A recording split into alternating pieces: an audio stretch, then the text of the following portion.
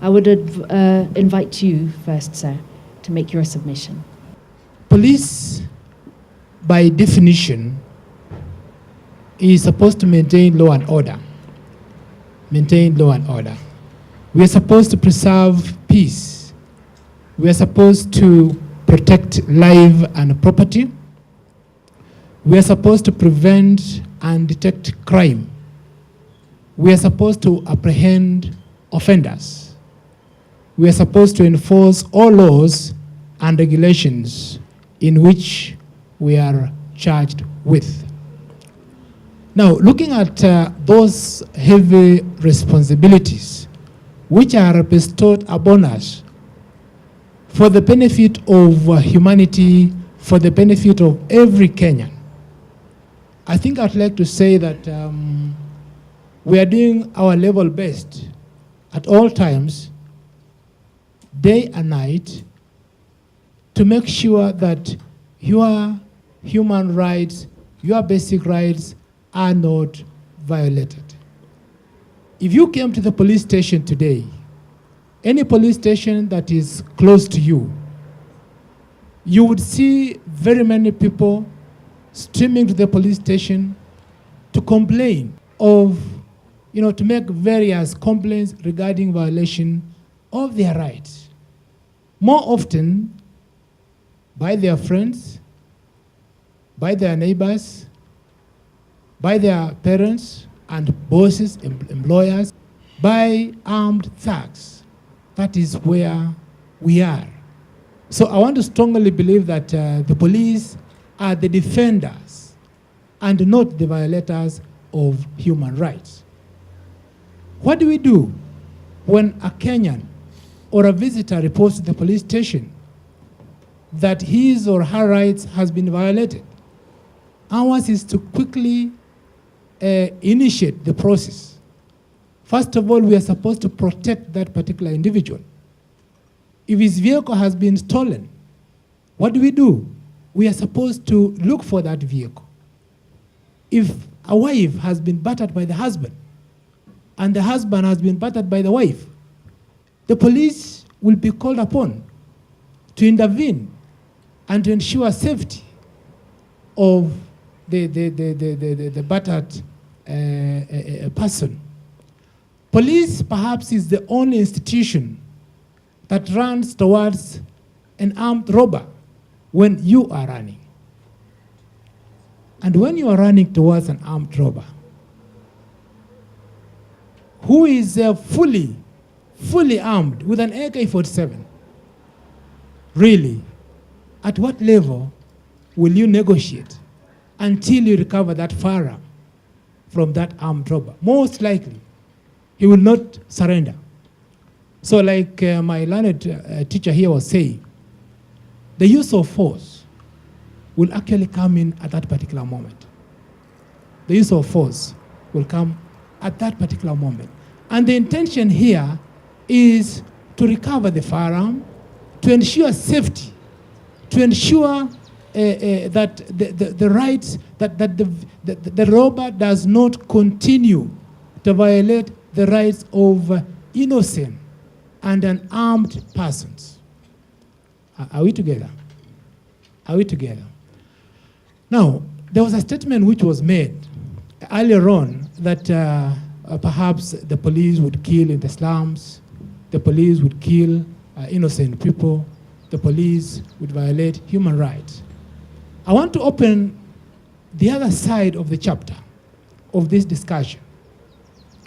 Do you know, or do you have the records of how many innocent Kenyans are killed by robbers? Is that information available to you? Do you know how many young people in the slums are actually burned to death by angry residents? Have you heard mob injustice? Have you come across that terminology where somebody is burned? There are times when we make arrests And sometimes in the process of investigation, we discover that there is no sufficient evidence to subject this suspect before a court of law. The moment we release, what happens? He goes home, and the irate members of public, what do? They kill them. So we are called to just to go and collect the corpse. We are called upon to go and perhaps bring him to safety.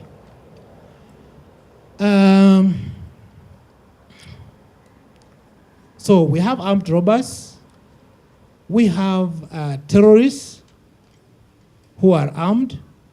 We have innocent people who are shot dead by robbers. We have business people who have worked so hard, and at the end of it, in the evening when they want to close their shops, armed robbers, invade the shop and they shoot him dead. We have our tourists who want to enjoy the evening walk in the streets of Nairobi and Kilimani, for instance. And because they have gone to a shop to buy maybe bread and milk, some guy comes with a pistol or a knife. And in order to succeed in taking away the bread and the milk, inflicts injury to that particular person. What are we saying? That we receive a lot of complaints on violation of human rights by the members of public. And perhaps I want to invite all of us that we conduct a serious civic education so that perhaps even the members of public don't have to burn these people to death. They should allow us to arrest them and take them to court. And the moment we investigate the matter and discover that there is no evidence, he or she is released. Finally, sometimes when you, in the media, you look at, like when there are demonstrations here in Kenya and in other countries. In developed countries, for example, the police would actually escort people who are demonstrating. Why?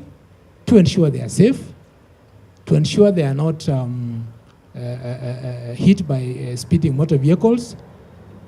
But here in Kenya, we are yet to receive those kind of invitations where you would make an application to the local police station and say, on this particular day, we are going, because we are not happy for one or two issues, we want the police to escort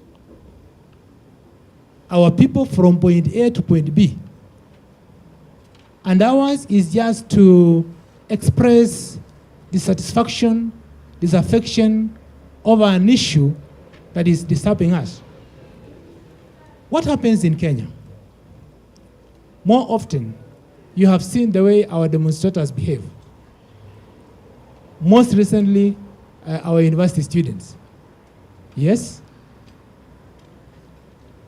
A motorist driving home in the evening, you have your laptop, you want to get home so that you prepare for tomorrow, and then all of a sudden you are told the road is impassable. The students are demonstrating. Kenyans are demonstrating. What do? They stone innocent wananchi. So at what level shall we evolve? Shall we do away with destroying and damaging other people's property simply because our rights have been violated? I think we also need to take that into account so that we are not only blaming the police. When the police come in to restore, when the police come in now to restore order, they, hurl a few tear gas, and for armed robbers, we shoot to disable and recover the firearm. But then, how precise will you be when the armed person is 100 meters away from you? You want to shoot the hand, unfortunately you get to the chest. And it becomes a very sad story. Otherwise, I want to say it is possible for us, you know, to have national security without violating individual human rights. Where the violation of other people's human rights are by other parties. Thank you very much.